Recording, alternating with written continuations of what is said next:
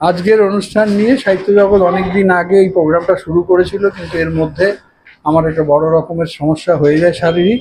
কিন্তু যেহেতু সবাইকে বলা আছে এবং ঘর বুকিং হয়ে গেছে, জানেন সব কিছুরই একটা খরচপাতির ব্যাপার আছে, মানুষ আশা করেও থাকে, তাই শরীর কিছুটা ভালোর মধ্যে দিয়ে কাজটাকে করতে হয়েছে। তাতে ভালো মন্দ মিশিয়ে যা কিছু হয়েছে আপনারাই তার সঙ্গে সাক্ষী ছিলেন এবং মোটামুটিভাবে আপনারাই উত্তরে দিয়েছেন সমস্ত কাজ। আমার পাশে দাঁড়িয়ে আছে দাদা সিরাজুল ইসলাম ঢালি, বাকিটা উনি বলবেন। আমার শরীরটা ভালো লাগে। ধন্যবাদ। আজকের অনুষ্ঠানে উপস্থিত হয়েছেন, কি বলবেন?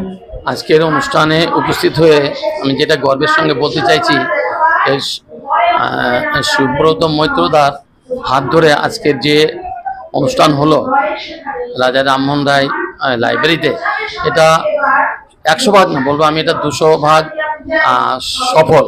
এবং আজকের এত গুণীজন এসছেন কলকাতা সহ কলকাতার আশেপাশে, লেখক লেখিকা সহ বলতে গেলে আজকে গোটা বাংলা থেকেই কয়েকজন মানুষ আমাদের এই অনুষ্ঠানে এসেছেন।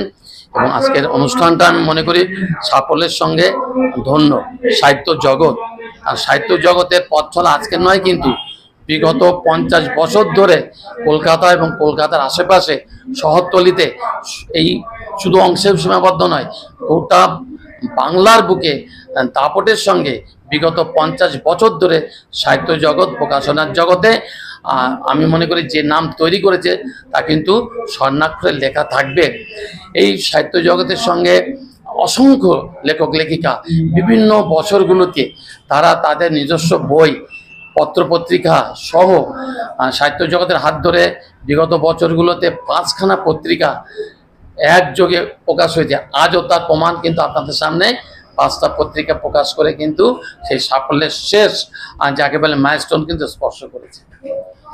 সেই সঙ্গে আজকের যারা উপস্থিত হয়েছেন যে সমস্ত লেখক লেখিকা গুণীজন মানুষ, তাদেরকে উত্তরীয় দিয়ে, তাদেরকে মূল্যবান স্মারক দিয়ে এবং তাদের উপহার দিয়ে, সেই সঙ্গে তাদের আহারের ব্যবস্থা করেও, জল খাবারের ব্যবস্থা করেও যেভাবে সাহিত্য জগৎ আজকের রাজা রামমোহন রায় লাইব্রেরিতে সাফল্যের আলোয় আলোকিত হলো, তা আশেপাশের অনেক প্রকাশনী গোষ্ঠী কিন্তু তারা লজ্জায় মাথা নত করা ছাড়া তাদের কোনো পথ থাকবে না।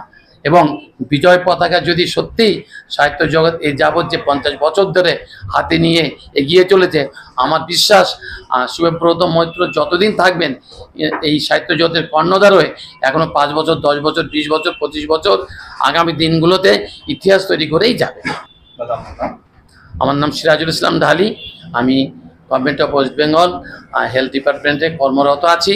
অ্যাজ ওয়েল অ্যাজ পাশাপাশি আমি গল্প কবিতা লিখি এবং সুব্রত মৈত্র তার বলতে গেলে প্রকাশনার সঙ্গে যুক্ত বেশ কিছু বছর ধরে আছি।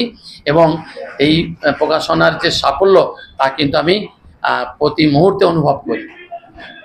এবং সাহিত্য জগতের প্রকাশনীর আমি উত্তরোত্তর শ্রীবৃদ্ধি এবং আগামী দিনে ইতিহাস তৈরি হবে সেই প্রত্যাশা আশা নিয়ে আমি প্রত্যেকটা অনুষ্ঠানেই থাকি।